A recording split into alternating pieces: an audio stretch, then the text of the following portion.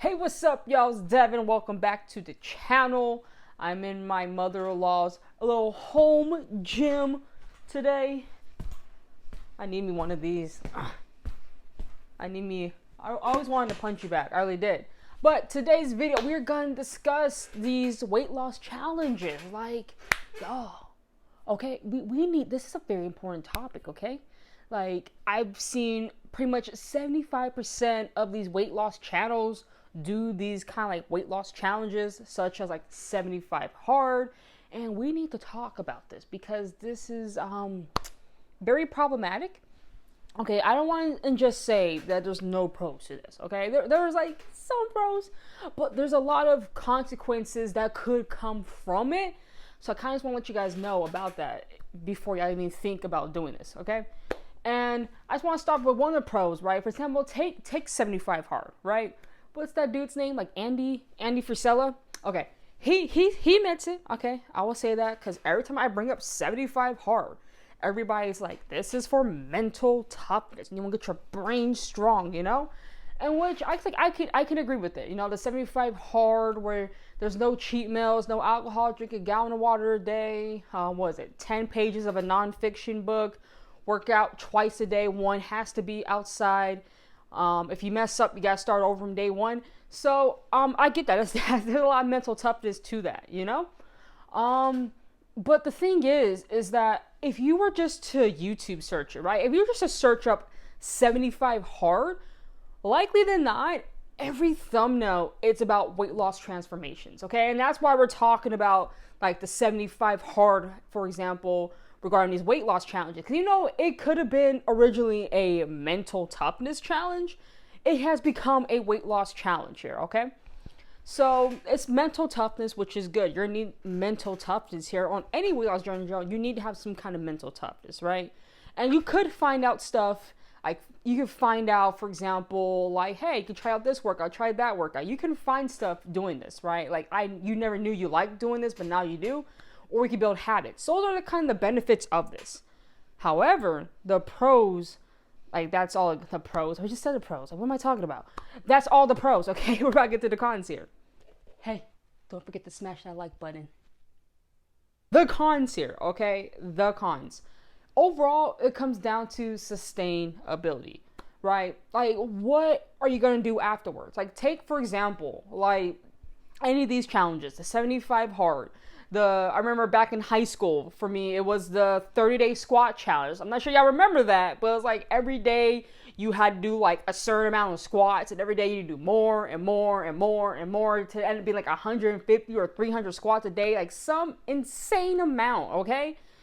Or even there's the plank one after that too. It's like, what are you gonna do the next day? So the 75 hard, what happens day 76, right? So say you went 75 days straight.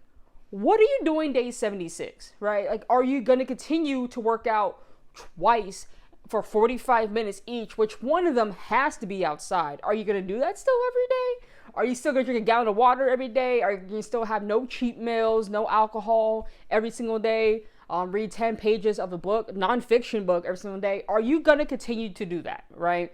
Sustainability. Did this teach you how to eat, right? Because it can be somewhat, it's easier to have a time limit or a time goal where you're eating a certain amount of weight and then like the next time you lose it, right? Like, have you ever seen like bodybuilders? Lots of bodybuilders, they get stage ready, like shredded, like absolutely insane, like barely survivable, you know, passing out before they get on stage to pose. And then like in a month, they go on this huge binge and they gain all the way back. It's not sustainable. Like, just like for them, it's not sustainable to get down to that low of a body weight. It's not sustainable. It's for a short period of time. That's why it's called a challenge. So overall, it's like, is this sustainable for you? Can you continue to do this? Also, is injury. Injury is a big thing, right? So especially take someone who has like never worked out before, right? Take someone who's brand new to working out. Do you want them working out 45 minutes a day, twice a day, every day, no days off? Because I wouldn't want to do that. You're at a much higher risk for injury doing that. Now, in some cases, there can be some people who worked out for a long time who can do that. That's fine, especially because other things is that it's not saying what exact workouts you have to do. You can go for a walk for 45 minutes, do a yoga, stretching another 45, and that'll consider 2 workouts that day. You'll have to go intense twice a day, but even still, taking someone who has never worked out before ever and putting them in that environment for like 2 45-minute workouts, you're so likely to get injury, or even just overtraining in general. If you're not giving your body any kind of rest, working out twice a day, 7 days a week, you can really start to overtrain yourselves from that, right? As far as the eating side of it goes, we all know, right? Like, I'm gonna get real. I'm gonna come up close for this one, right? Because like we know what's up. Okay, we know the hardest part about losing weight is the food, it's the diet. Like, am I wrong? I don't think so. So the diet is the hardest part. If you stick to a certain amount of time eating and you restricted yourself so much, is this restriction you've made for yourself, can you continue it? Because lots of these challenges, they don't teach you how to find the right foods, right? They don't teach you all these kind of things, because especially in the fact that it's 75 hard, where it's like you pick the diet and you stick to it for 75 days. If you don't, you got to start all over. That's not really sustainable, you know, because what if you tried out a certain diet and you've done this for like 50 days and day 51 you don't want to do it no more. You're doing keto and you're tired of eating eggs all the time. You miss having oatmeal, or you miss having bread or fruit. So it's like, that's not sustainable for you. So just picking a certain diet and just sticking to it for 75 days, can you continue that? Because it doesn't matter if you've done something for 2 months, for 3 months, none of that matters. It matters, can you do this the long term? The perfect example I have for this, just take this, right? Take this bag here. You're doing it, you're killing it. It's gonna be day 75, day 76 comes, you're still doing good, and like day 80, just out of nowhere, just wham. It's gonna hit you. You're just gonna hit hard from this, right? So, and the reason why I'm expressing this, especially because when I would go through people's weight loss channels, I do watch quite a few, when I go through the comment section, because someone who has a couple thousand subscribers or even tens of thousands of subscribers, when they're doing these 75 hard challenges, right? This is not, by the way, this is not to blame the people at all doing this, okay? I'm not saying it's the people who have big audiences, they shouldn't be doing this. I'm not saying that at all. But what I am saying is that when I go to the comments section and I'll see a lot of people like, you inspired me to do this. I see those comments a lot.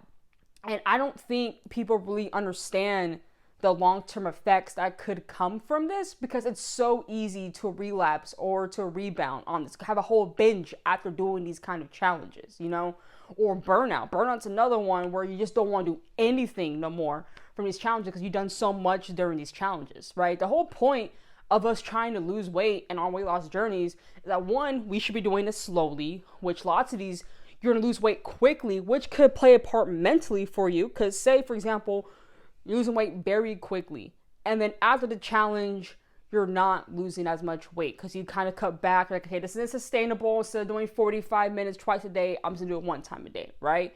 So if you're doing it like that, you're not losing weight as quickly. That can mess with your head, right? That really could, especially it's like, for example, like first week you lose weight, you lose like 10 pounds, all water weight pretty much, right? Then like week 3, you lose like 2 pounds. You're doing really good, but it's messing with your head because you lost 10 pounds the first week. You're like, why can't I just continue to lose 10 pounds? You know what I mean? So it's like that can really play an effect with you. And there are lots of channels that I see where the only time they lose weight is during these weight loss challenges, right? Which you don't want to put your weight loss journey, you don't want to focus it solely on these weight loss challenges. You know, we're supposed to be finding stuff that we can do in the long term. The goal here should not just to be lose weight as quickly as possible. That should not be the goal, because I'm sure I'm not the only one here where I have lost weight and I've gained weight. I've lost weight and I've gained weight. I lost weight and I gained weight. You know, I know I'm not the only one. Like most of us, losing weight isn't the issue. Once you lose it, the issue is maintaining that weight loss, right? So our goal should be to find ways that we can lose weight that is sustainable for us. That way we can still do certain stuff after we lose the weight to maintain that weight loss. We should find some kind of eating way where we can eat this same way for like the rest of our lives and not gain weight. Work out to where we don't have to gain weight. That should be the goal. And with the weight loss challenges, yeah, they can give you a jump start. You know, it's another one like little pros to it. You can jump start your weight loss, right? Because you want to someone get the ball rolling, like, hey, I'm doing good, but you don't want to rely on that. You don't want to like, hey, I did this challenge and I lost in 6 weeks. I lost 20 pounds these 6 weeks, but then after the challenge, I only lost 10 pounds in 6 weeks. Therefore, I'm gonna do the challenge again. Like you don't want to do that, right? That's the main point I'm trying to hit home. And once again, I'm not trying to say these people who are doing the weight loss challenges, they're bad people, not at all, or they shouldn't be doing it. That is their choice. You know, that is just their choice. I just really want to make this video, like I said, just because I go to the comment section and I see people who want to do this. It's like, wow, you're doing so great and you're losing a lot of weight. Therefore, I want to do it because I want to lose a lot of weight. Not realizing these weight loss challenges are short term. We don't want the quick fix, the magic pill. We don't want short-term results. We want long-term. That is the goal. So, thank y'all so much here for watching. Please like, comment, and subscribe to the channel. Let me know how you feel about these weight loss challenges in the comment section below. So, thank you so much there, and have a good one.